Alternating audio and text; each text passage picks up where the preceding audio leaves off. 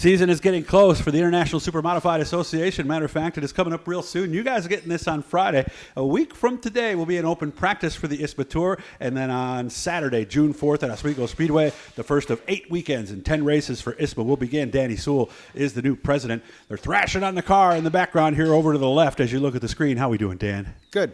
Having a great day. Can you believe it's almost here, man? It seems like it just snuck up on us a little bit, doesn't it? Yeah, doesn't matter how much time you have. It's never enough time. So what's going on this coming week? Let's start with the practice. I'll run through the specifics for you. The gates are going to open at 4. 5 to 9 is the practice. Pits are only $30. Obviously, that's going to be very important for a lot of these teams, isn't it?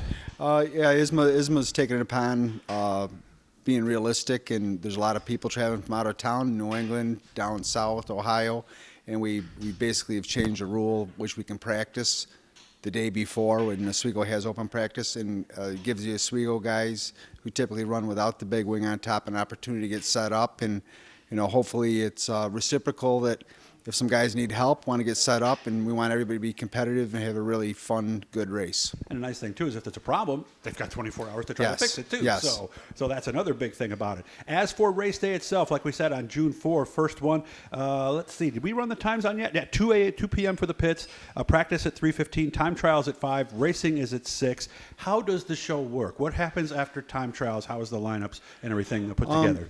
Typically what happens is that there is basically times during warm-ups, and basically how we've worked it in the past is basically slowest to fastest. We'll kind of do that order for time trials. The top 12 will be inverted in the heat races, and then we have a bunch of sponsors that have helped us, are contributing to help this race be a huge success.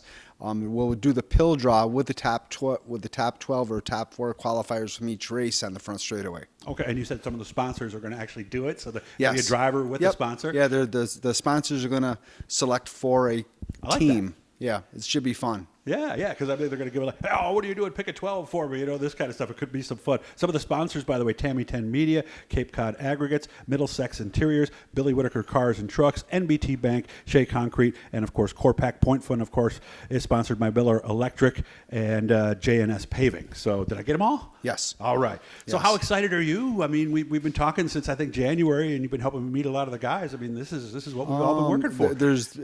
Everybody's been very busy. I know I've talked to a lot of different teams. They've met with you. They've had interviews.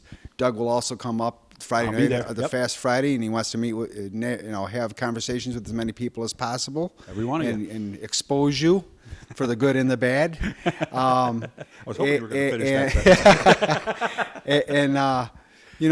It should be a really fun year. Everybody's excited. I know it has been supply chain issues. A lot of people are working around their deficits as far as they might be waiting for this part or that part, and it's expensive. So best thing is everybody relax, do your homework, show up prepared, and we have a safe, fast, uneventful race, good competitive race, so that we can all return and support the next race. Yeah, and uneventful, I think, is a perfect word for that, too, because, look at the little stuff that happened at Oswego in this last practice, too. I'd never heard of a stack coming off a fuel injector and flying over the fence before, had you?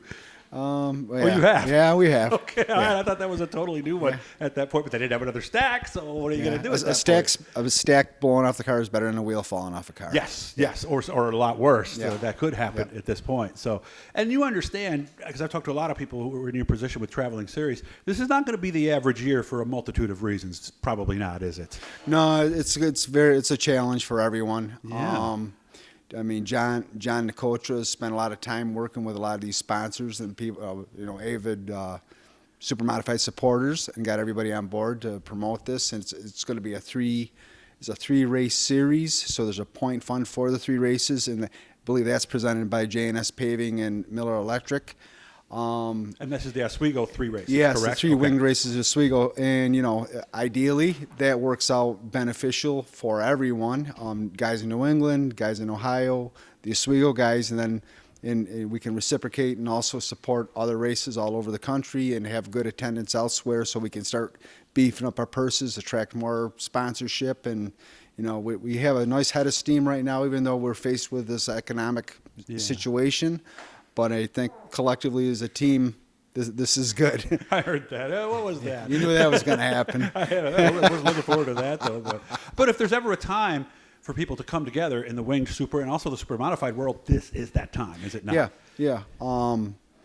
We are working on some.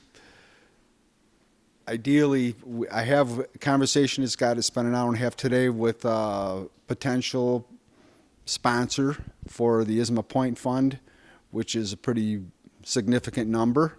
So I want to encourage everybody to have a good race, and we may be able to build on this, but I think it's looking like there's potential to have the best point fund at the end of the season than we've had in probably like 4 or 5 years.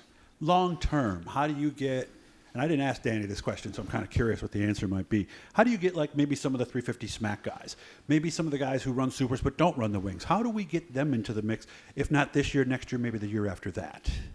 I think there's people that in New England building cars, in Ohio building cars, New York building cars, and they're all striving to build cars so they can cross, I guess, transition into the big blocks. Some of the older cars that have the fuel cells, the alcohol fuel cells, have been converted to a small block, may be a little bit more cost effective. I don't know how cost effective it is going forward because you're talking wheels, you're talking fuel cells, you're talking engines. But the thing of it is probably not so much the cost, but we need to expose SuperModifieds and gain the exposure, maybe get some advertisement and get people to help us gain these better purses again, so that people can afford it and they're not nickel and diming themselves to support each race. They can easily afford to be there and be competitive and have fun. And of course, after this coming weekend, we go right again the very next weekend, don't we? Yep. On the 11th. Where are we again on that one? Jennerstown Speedway. Tell me about that place. I don't know much about it. I've heard it for years, but I don't know much about it. I don't know all the facts for certain, but I believe it was a dirt track and they paved it and it's been open and closed and had numerous owners. Who did I meet down there with Noki? Van Allen, maybe? Who used to race there years ago. Okay. I met some older dirt guys who used to race dirt down there. Nice. With Noki Finoro, and it's a wide open, fast racetrack. I mean, Mike Litke and Otto probably have the latest version of how fast it is because they were putting on a hell of a show there last fall. So I can't wait. We got some more good cars running and gunning. It ought to be.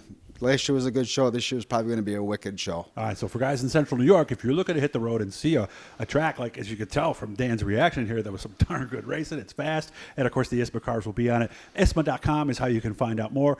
Any way people can get a hold of you, like if they have some questions coming in? Oh, that's right, and there's a 426 gear rule. Any questions, tech stuff, where can they go?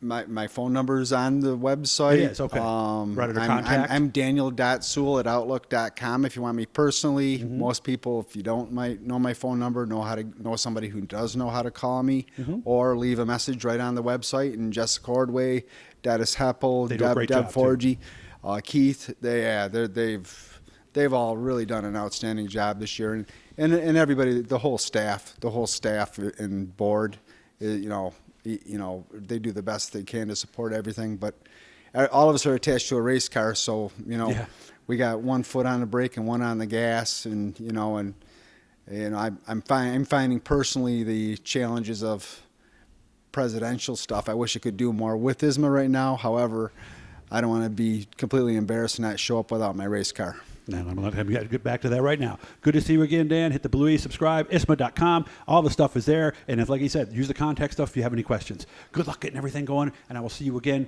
2 weeks from tomorrow. Thanks, Doug. Look forward to seeing all of you at the racetrack. It's going to be fun, guys. Make sure to check out the website. It's almost go time for the ISMA Series.